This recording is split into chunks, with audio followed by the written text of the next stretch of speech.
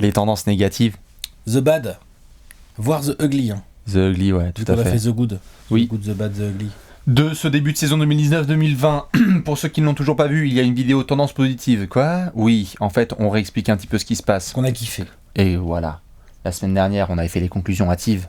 On s'était dit, bon voilà, on se préchauffe, on s'amuse. Là maintenant, vu qu'on se bouffe du match tous les soirs, il y a les petites choses qui ressortent. Pour chaque franchise.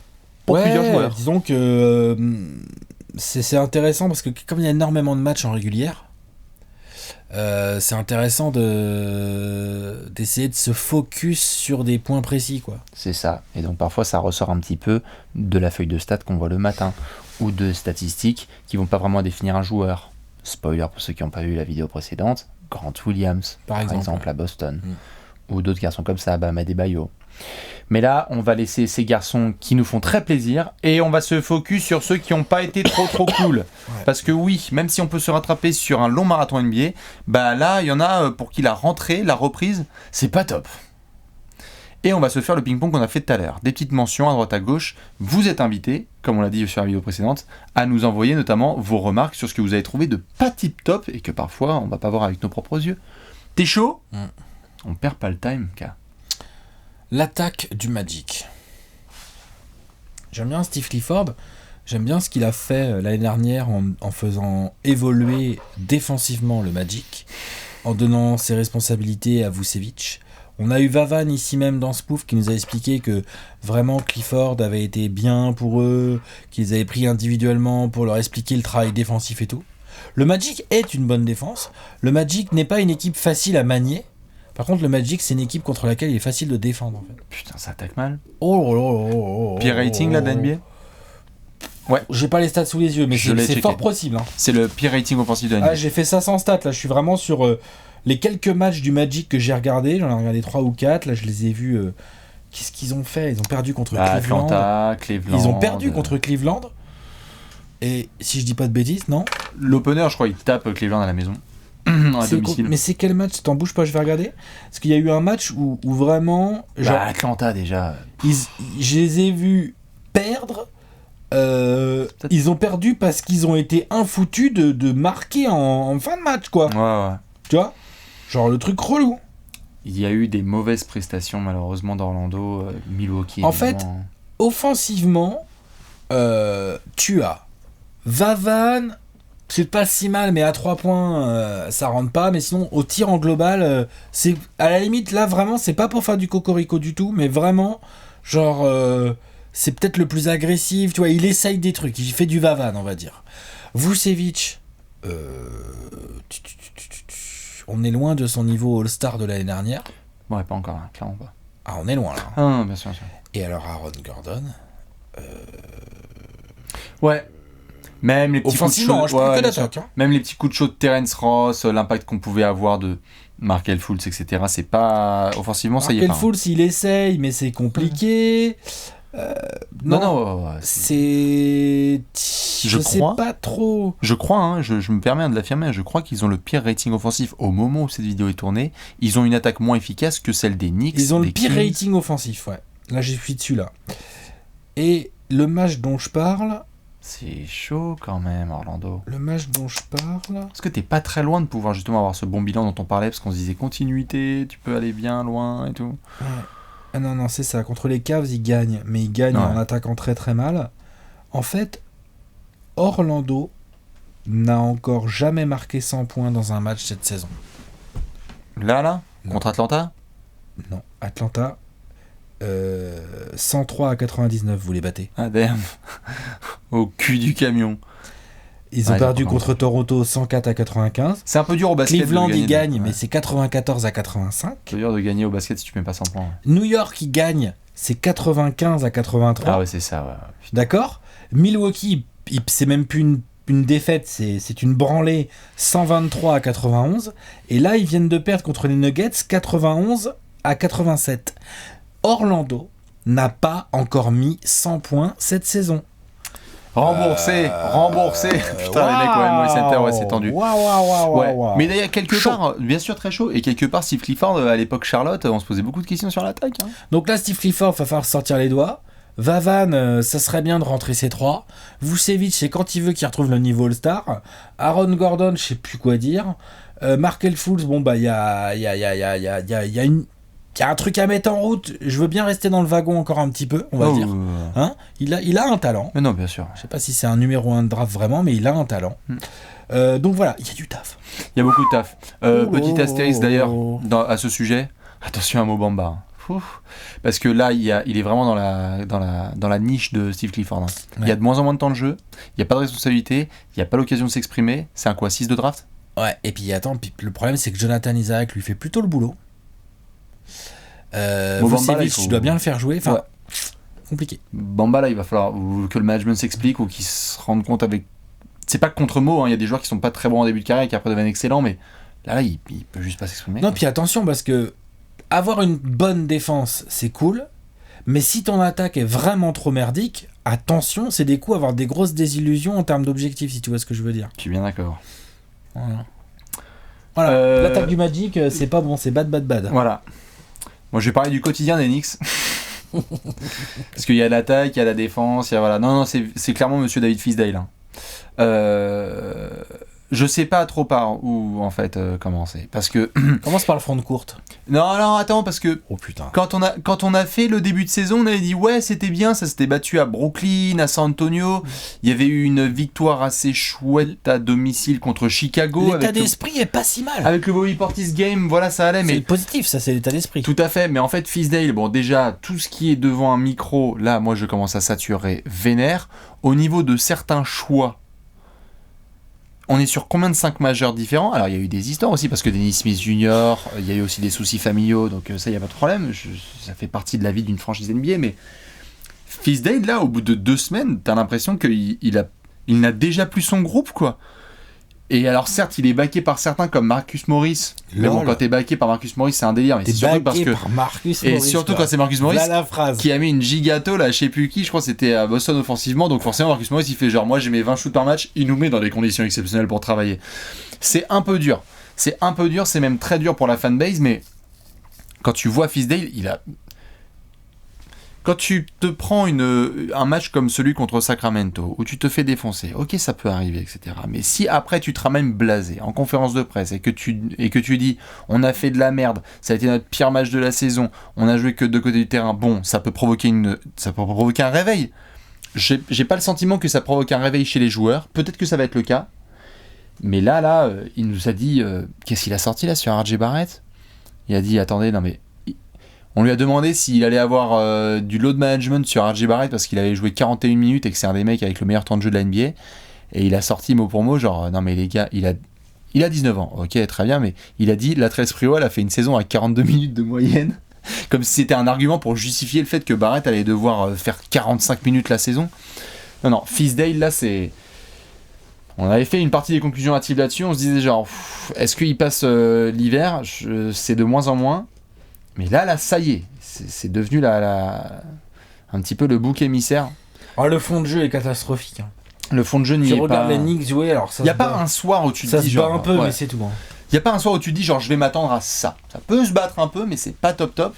Après, oui, on est premier à vouloir être réaliste justement et à dire que Franck non plus fait pas le boulot. Donc c'est pas une question de vouloir trouver un autre gars et pas pointer Nikina.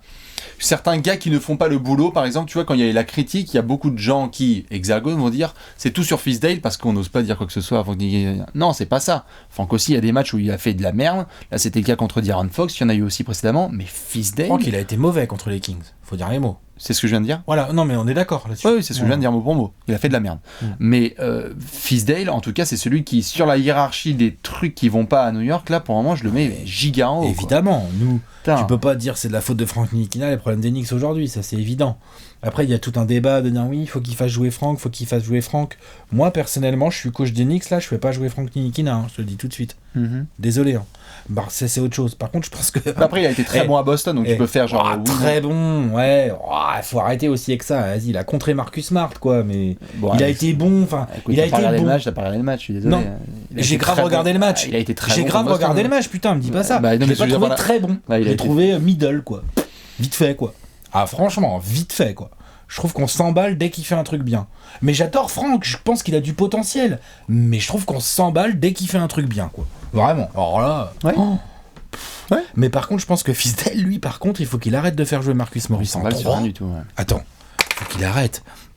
Et c'est quoi ce front de courte avec Randle et Bobby Portis et Marcus Morris? Ça ne peut pas marcher.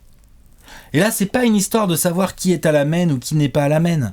Ça ne peut pas marcher. Il n'y a pas un protecteur de cercle là-dedans.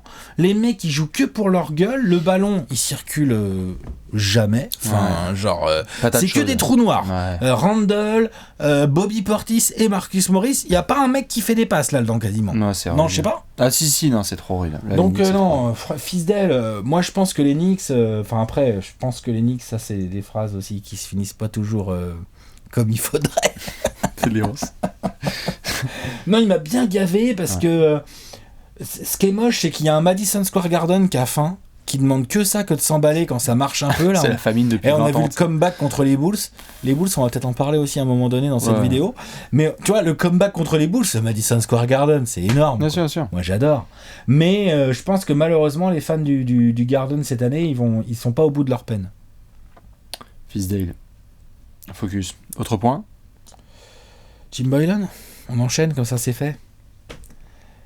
Bah, Jim Boylan, je pense que s'il y a bien un coach qui fait du taf moins bon que celui de Fisdale sur ce début de saison, je pense que c'est Jim Boylan. Ah, c'est chaud là. C'est très très chaud. Oh. Et alors là, et tu parlais de mecs qui tâtonnent de rotation de merde. Ah bah putain. C'est les pires rotations de la NBA. Ah voilà. Merci bien. Qu'est-ce que c'est que ce bordel? Tu sais, on dirait les mecs, genre, c'est mon tour, tu sais, genre, tu sais, à la caisse d'assurance maladie.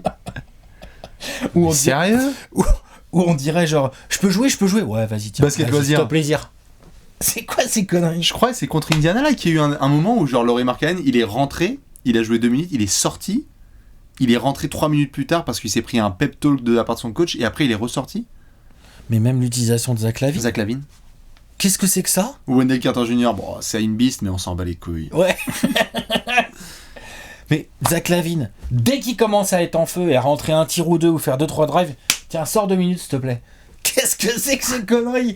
Et en plus, je déteste. Alors ça, c'est les nouveaux coachs. Il y en a quelques-uns comme ça, tu sais, qui... Alors, il y a des coachs qui sont complètement binaires. C'est-à-dire, le mec, il a une équipe A, une équipe B, une équipe A... Alors ça, c'est impossible, c'est imbuvable. Mais l'autre, il arrête pas, tu sais. Genre, des fois, t'as des matchs, là, des Bulls, où Zach Lavine, il sort au bout de 6 minutes dans le premier quart, il revient, il reste 1:30 dans le premier quart, et il ressort.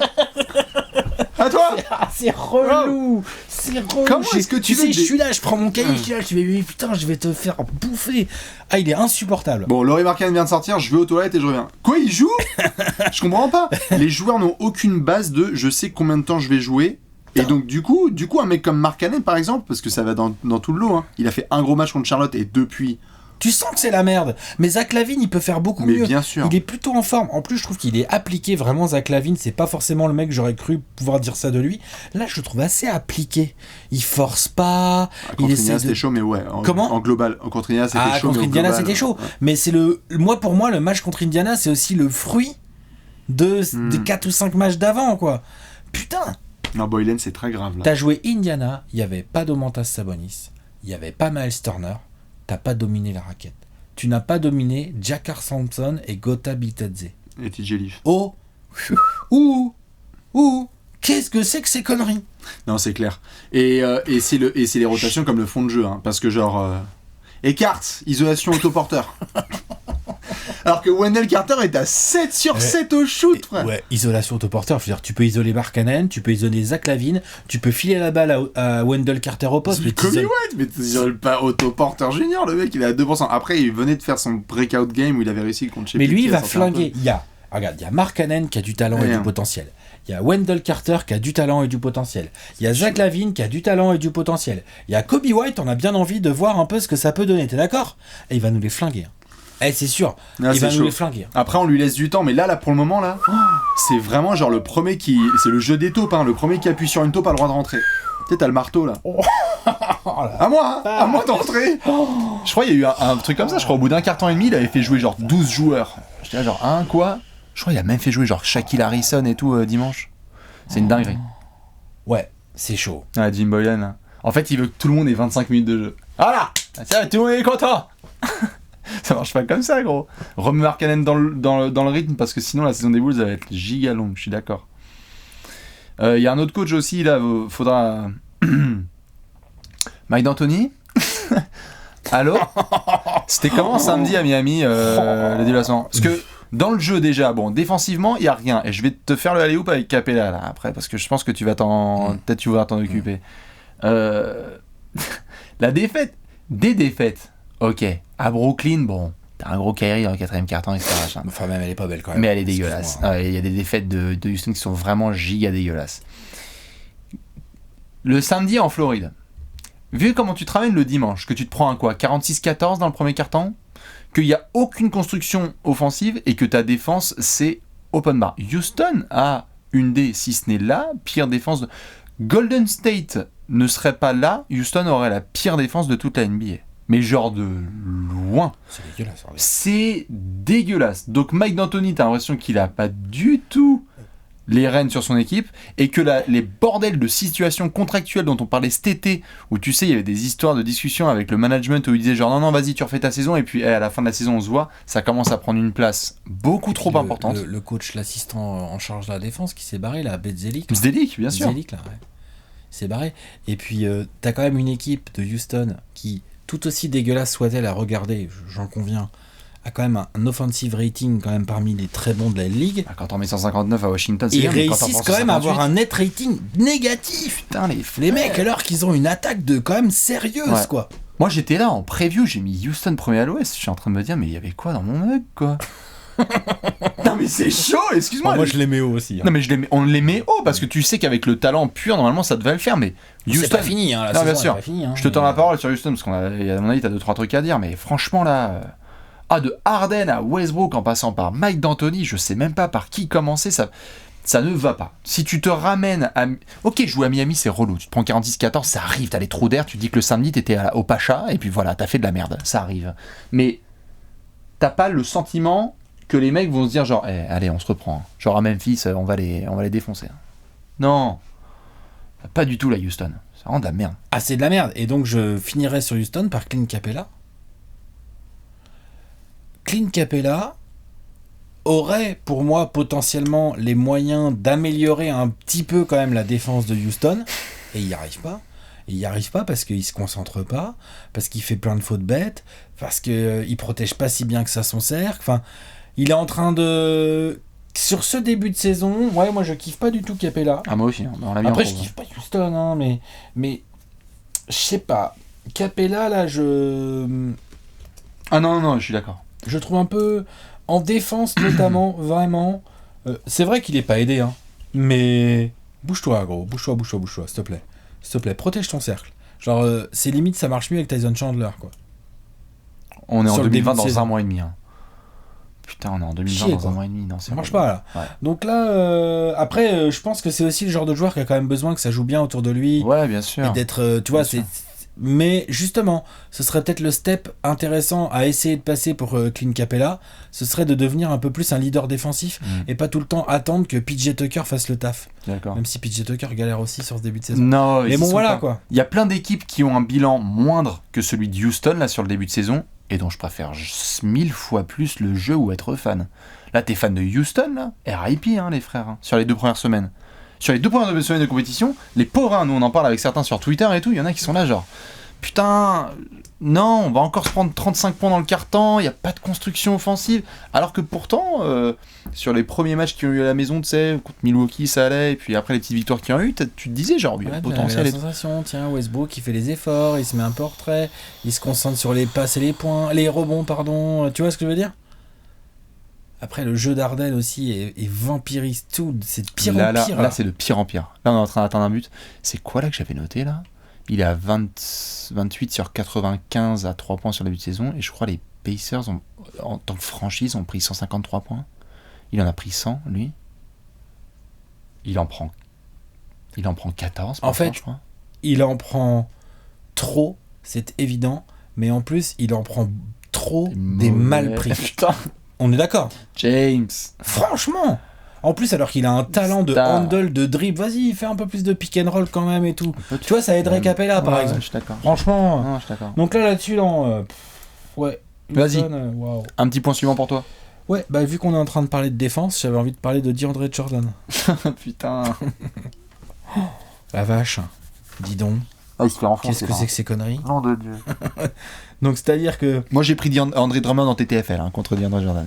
Quand? Ce soir? Non, c'était le week-end dernier. Le week-end dernier. Je fais 60, un truc comme ça. C'est bien. C'est cadeau. Hein. Vas-y. Bien. Le truc, c'est que c'est n'importe qui est cadeau, n'importe quel intérieur est cadeau sur les Nets là. Parce que Jarrett Allen, il fait des contres. En fait, tu sais quoi? J'ai envie de mettre DeAndre Jordan et Jarrett Allen. Pour des raisons différentes, les deux. DeAndre Jordan, parce que genre, c'est un fantôme là, enfin ça va pas du tout. En plus, faut qu'il retourne chez le coiffeur, ça va vraiment pas. Et Jarrett Allen. Avec Jarrett Allen. Jarrett Allen, mais il est sérieux? Genre, c'est vrai qu'il fait des beaux comptes, c'est spectaculaire et tout. Par contre, je suis désolé, mais tous les intérieurs l'enfoncent. Hein. Genre, Domantas Sabonis, c'est Domantas qui... Non, c'est pas Domantas, si. Bah, il y a plein d'intérieurs qui ont fait leur Enfin, en tout cas, regardez les stats Sabonis, des intérieurs face à la raquette de Brooklyn et voilà, quoi, lol, quoi. Donc ça, ouais, c'est le petit truc qui se voit dans les stats des autres, pas dans les leurs. C'est-à-dire que les mecs font des contres, ça peut prendre du rebond aussi, un peu, tu vois. Ça se trouve, ça va avoir une feuille sur le papier comme ça, en apparence correcte. Et après, c'est pas pour discréditer, genre, c'est pas comme si non plus ils avaient un rempart premier rideau de ouf. Donc tu peux te dire, ah mais les pauvres aussi, ils ont Kyrie, Caris et compagnie qui font pas forcément le meilleur taf en externe, mais ils se font enfoncer en 1-1 en fait. Oui. Ils se font enfoncer en 1-1 au poste. Sûr. Ils font... En fait, ils jouent que le contre. Ils sont pas des défenseurs en fait. Ils jouent le contre. Ouais. Oui, mais ça suffit pas en NBA. Hein. Ça suffira pas pour Brooklyn, qui a des bonnes aspirations, je suis Non. d'accord. Donc ça c'est... Ouais, non, c'est pas le kiff quoi. DeAndre Jordan, là, je suis pas fan. Combien il a pris? 40 millions sur 4? Ouais. Ah, il a pris 4 ans. C'est ça, il a pris 4 Ou ans. 30 sur 3 peut-être. 30 sur 3? Ouais. Un truc comme ça, je suis d'accord. Ouais. Dans les autres joueurs de plus de 30 ans où on ne sait pas ce qu'ils font, Trevor Ariza. Dans la longue liste des joueurs sur ce début de saison où tu te demandes ce qu'ils font sur un parquet, Trevor Ariza, qui était fondamental dans les Rockets d'il y a 2 ans, est devenu fondant chez les Suns et est en train de devenir mental chez les Kings. C'est très très dur. Mais vraiment, Trevor Ariza, Trevor Ariza, honnêtement, il fait du running. C'est chaud. C'est dur. C'est-à-dire que dans ses choix... Mais qu'est-ce qui s'est passé? C'est Space Jam, c'est pas possible. Dans ses choix offensifs, il y est pas. Défensivement, par séquence, ça peut aller, mais sinon, son impact, il est fantomatique. Mais... Et le mec, c'était un des gros poissons de la free agency de 2018, quoi. Où on se disait, ouais, t'as lui, là, 3&D plus vétéran leadership. Trop bien. Bien joué. Ça a pas marché aux Suns, mais avec les Kings, ça va bien le faire. Bah non. Qu'est-ce qui se passe à Ariza, là Et ça me déçoit parce que le joueur est vraiment attachant, tu vois. Il a eu un bon impact dans plusieurs franchises. Là, non, ça va pas du tout. Et pourtant, Dieu sait s'il y a plein de choses à dire à Sacramento au global. Mais genre, Trevor Ariza, là... Bah limite, je tends la perche sur la situation à Harry Giles. Hein. Il y a eu 2-3 infos qui sont sorties par rapport à Harry Giles qui n'est pas prolongé, etc. par les Kings. Alors je sais pas où il en était par rapport au projet, etc. C'est pas qu'il est pas prolongé pour l'instant, c'est Ouais, qu'ils ont pas levé ils ont pas son pick up l'option, ouais, tout à fait. Mais je veux dire par là, c'est... ok, il a joué pas beaucoup de matchs en carrière, donc peut-être qu'ils ont pas envie de mettre la thune dessus et ça se comprend, mais... Je sais pas, j'ai l'impression que ça a communiqué différemment à son sujet depuis quelques mois et vu le potentiel qu'il avait montré. Peut-être qu'ils savent des choses qu'on sait pas, mais... Et puis surtout, genre, il est pas cher. Il s'agissait de lever l'option de sa 4e année, je crois, de contrat rookie, quoi. Enfin, c'était pas... Non, c'est surprenant qu'ils aient pas levé cette option. Après, Sacramento s'est enfin mis à gagner, là, ils ont gagné 2 matchs, mais... Ils ont gagné 2 matchs qu'il fallait gagner. Hein. Enfin, ils ont battu le Jazz chez eux, après ils ont gagné New York. Ouais. Donc ça, c'est plutôt bien. Ouais. Il y a du boulot en défense. Hein. Si vous croisez Trevor Ariza à la salle fitness, soyez pas étonnés. En ce moment, il fait du rameur. Il y a du boulot en défense chez les Kings. Luke Walton, là, qui était venu pour annoncer ça. Ouais, mais en attaque, je suis pas trop inquiet. Je pense que ça va finir par venir. Voilà, ça va. Je sais pas ce que t'en penses. Ouais, si. Ah, D'Aaron Fox, Buddy Hield, Bogdanovic, Bagley qui va revenir. Non. Enfin, ça va. Non, leur rating ça va aller. Dégueulasse pour le moment, mais ça va aller. Ça va aller en attaque. Par contre, en défense, je demande à voir. Je suis d'accord. Et attention, parce que comme ils ont mal démarré, attention pour rattraper le retard. Oui. Après, tu peux. Hein. Ils ont un calendrier tout à fait abordable qui arrive, donc ils peuvent. Tout à fait. On verra. Luke Walton, à toi de jouer, mon pote. Qu'est-ce qu'il y a ? C'est la phrase. T'avais autre chose ? Non, vas-y, je t'en prie. Enfin, point suivant. Alors ça, ouais, on est un peu passé dessus. Donc du coup, je suis en train de trier, pardon, excuse-moi. Mais je t'en prie. Steven Adams. Steven Adams, tout à l'heure, on a parlé de Shai Gilgeous et tout. Moi, je trouve que pour avoir vu quand même quelques matchs du Thunder, je trouve que Steven Adams... comment dire, bah il est pas très bon. Comment dire Les tatouages ne suffisent pas. Il est pas très bon.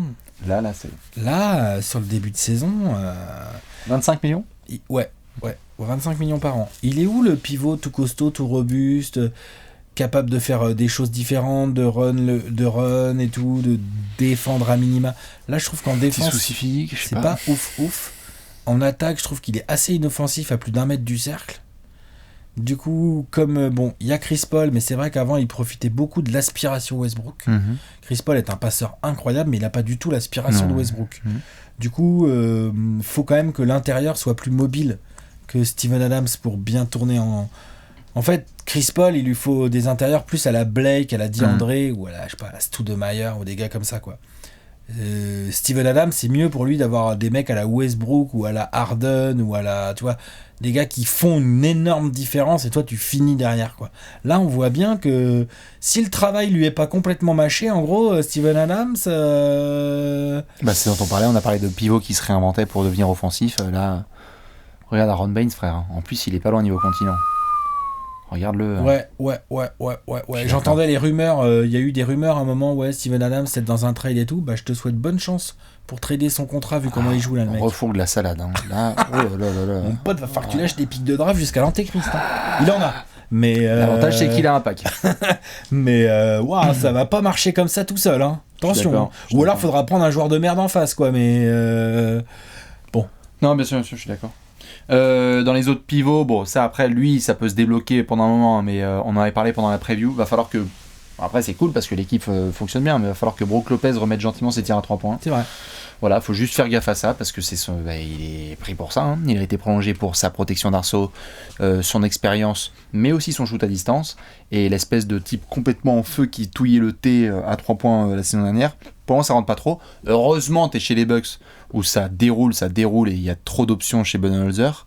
Mais bon, on n'a pas refait tout ce chemin pour ensuite reprendre les punchlines antécédentes. Disons que pour l'instant, en régulière, ça va pas trop se sentir dans les résultats collectifs. A priori, tu vois, ça va aller, quoi. Comme tu l'as dit, il y a tellement d'autres mecs qui scorent les 6, 7, 8 points par-ci, tout ça, machin. Il y en a tellement, les Bucks. C'est tellement compliqué à jouer, les Bucks, en fait. Plus t'as Giannis, plus t'as Chris Middleton qui fait un putain de début de saison, hein, Chris Middleton en termes de pourcentage au tir et tout. Donc pour l'instant, ça se voit pas trop. Mais effectivement, t'as raison, il y a des soirs, on va se dire, tiens, c'est quand même dommage que Brook Lopez il soit négatif au pourcentage au tir, parce que sinon les Bucks auraient gagné, quoi. C'est ça. Ce qui rendait fou les adversaires des Bucks l'année dernière, c'est que tu prenais 2 ou 3 shoots à 3 points en première mi-temps de Brook Lopez sur la gueule là en trailer, et tu disais genre putain. Fais chier. Ça y est, là, on est à -8 là, t'en mort. Fais chier, parce que -8 contre les Bucks, bonjour. Non, je suis d'accord, ça c'est le petit côté... je continue sur les pivots dans le négatif. Vas-y. Nico Jokic. Je l'adore. Attention, on va pas dire Nico Jokic c'est pas bon au basket, tout ça. Par contre, là, il abuse, hein. Ouais, il abuse bien là. Là, il abuse bien. Vas-y. Et si ça l'ennuie de jouer, qu'ils se reprennent 2 mois de vacances là, qu'ils reviennent quand il aura envie de jouer, non?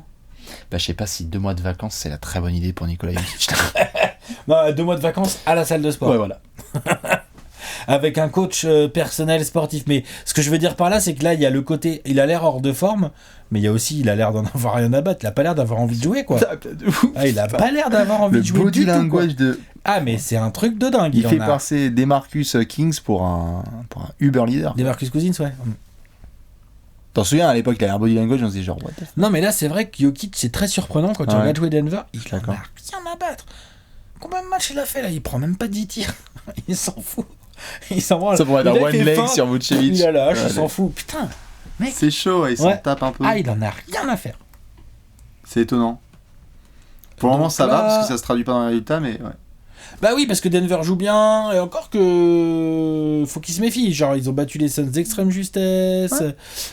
Il faut qu'ils se méfient. Oui. Tu vois. Orlando aussi, c'était pas. Ça peut vite filer en sale série. Et en fait, ils ont quand même des gros objectifs, les Nuggets. Ils étaient 2e l'année dernière. Tu vois ? Donc, non, Niko Jokic, là, ce début de saison, Ah non, pas fan du tout. Hein. Le joueur reste incroyable, mais... Qu'on évite de commencer à faire des punchlines sur Nikola Jokic et les Nuggets, quoi.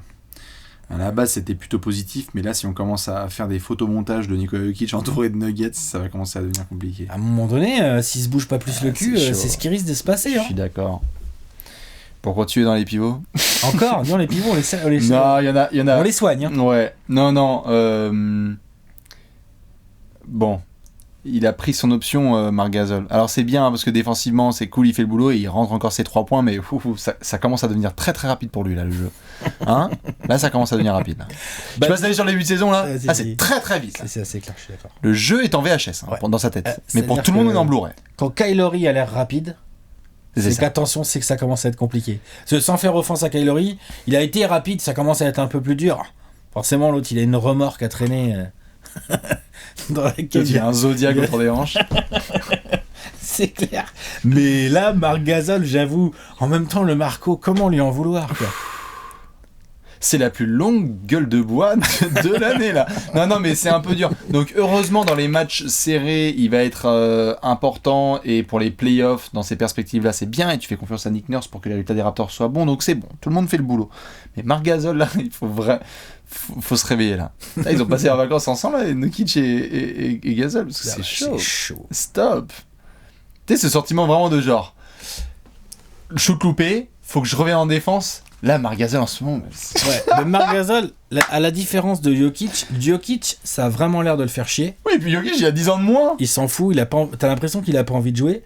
Alors que Marc Gasol, t'as l'impression que ça commence à être compliqué. Là, ça tousse, là. Ouais.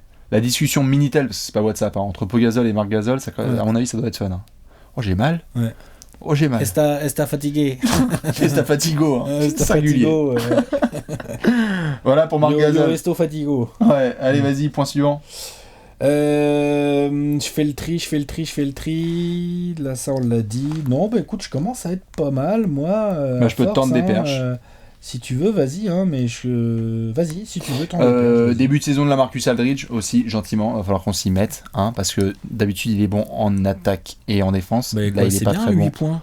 8 points par match. Ouais, il a 16, mais c'est vraiment tendu. Ouais. Non, mais c'est dur. Non, j'avoue. C'est dur. Les Spurs pourraient faire nettement mieux, en fait, si la Marcus était bon. Et là, il s'est fait... Il y a eu des match-ups où on l'attendait, il s'est fait un peu retourner, donc faudrait s'y mettre, hein, gentiment. Lui aussi, il a ce petit côté faux mou, un peu là, qui là, en ce moment est vrai mou. Tu vois ? Donc la Marcus, on y va, hein, parce que là, le All-Star indiscutable de la semaine dernière, il est pas là. Non, il est pas là du tout là. Alors, heureusement que des Junte, des Derek White font le boulot, certains se réveillent et tout, mais Bryn Forbes et tout, mais non, là, les Spurs sont à un là, Marcus Aldridge vraiment bon d'être bon, quoi. C'est vrai. Donc on s'y met. C'est vrai. Défense de Portland, pour le moment, on va attendre gentiment que ça se mette en place, hein, parce que là, on est sur une des pires défenses de la NBA. Oui. Ils se sont fait heureusement, entrouvrir. ils attaquent bien. Voilà, c'est ça. Et ils se sont fait entrouvrir pas mal de monde. Zach Collins est absent. Attention, la défense. Hassan Whiteside fait plutôt du boulot. Ça va.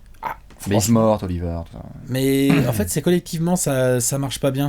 Ils ont du mal à trouver le rythme, ils ont du mal à rentrer dans leur saison, t'as l'impression, les Blazers. Ouais, je suis d'accord. Mais pour l'instant, j'arrive pas à être trop inquiet. Je pense que c'est une équipe qui va monter en régime. Ouais, je suis d'accord. Donc ils se connaissent bien. Ouais. Ils ont quand même 2 joueurs très très forts sur les lignes arrière. C'est pour ça que je le mets en petit pointillé. Non, mais fin de truc, mais bon, il y a 2-3 soirs où c'était pas top. Évidemment, tout ce qui est de l'ordre du money time des Pélicans, hein, parce que leur bilan pourrait être totalement différent si j'irais bien leur 4ème quart-temps. Il y a des défaites serrées, hein. C'est dur, hein, pour Nola. Hein. Ils se sont pas fait défoncer, mais ouais. Là, Alvin truc un peu. Attention. Faudra faire gaffe. Tout à fait. Attention quand tu donnes le ballon à Lonzo Ball alors que Brandon Ingram est en feu quand même. Ouais. Attention quand même. C'est ça. Ça. Moi, là, c'était contre. Il y a eu les Nets, notamment. Ça m'a bien saoulé.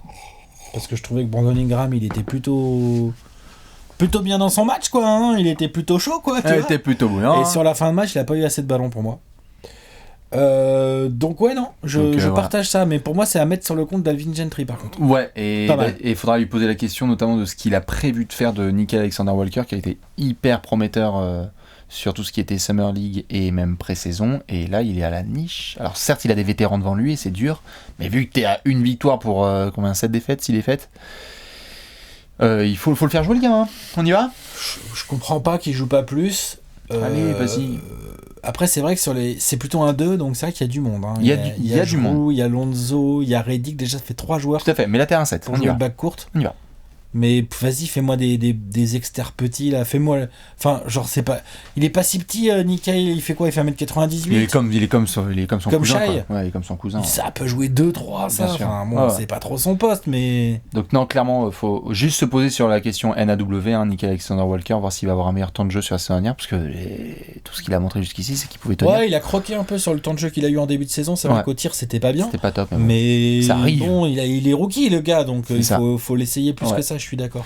Offensivement, parce que défensivement c'est très très bien, mais offensivement je crois qu'il va falloir être extrêmement patient avec Cam Reddish. On n'est Ouais. pas du tout prêt en fait. Oh là là. Pick and roll, choix de shoot, nonchalance, non, on n'y est pas. Heureusement il est bon en défense vraiment et il est volontaire à la passe, mais en attaque... La finition au scoring, en fait, surtout. Ouais, là c'est un peu la Big Three League, là, un peu Cam Reddish. Au niveau des choix offensifs. C'est pas terrible, je suis Pas d'accord. Et le dernier point que j'ai, attention, j'y vais avec des gants de 1, parce qu'on sait que c'est un joueur dont on ne doit pas trop parler négativement, mais de plus en plus d'équipes qui visent Luka Doncic en défense aussi. Hein. Attention, Luka, il y a deux côtés du terrain. C'est vrai qu'on est vache, on n'a même pas parlé de lui dans la vidéo du Good. Et c'est très très beau ce qu'il fait sur le début de saison. Oh, c'est énorme, quand même. C'est incroyable. Franchement. C'est fabuleux ce qu'il a réussi. Ça fait combien de temps qu'on n'a pas vu... Quel âge il a? 21? 20? Ouais, 21 ans en février. Ça fait combien de temps qu'on n'a pas vu un mec qui dominait autant offensivement Non, mais c'est à cet incroyable, âge-là bien là. sûr. C'est pour ça que positivement, genre, oui, on devrait dire de Luka triple double ici, triple double là, dire qu'il dit c'est de la folie furieuse. LeBron qui dit c'est un bad motherfucker. Le début de saison de Luka est incroyable, vraiment. Il répond tout le temps présent. Je dis juste, regardez, ça peut être assez intéressant. Il y a pas mal d'équipes qui commencent aussi à viser Luka en défense. Mais comparaison. Et qui ont C'est un bon moyen de faire chier Dallas. Donc pour éviter, quand on a parlé en off, pour éviter la spéciale, c'était qui les joueurs dont on avait parlé précédemment?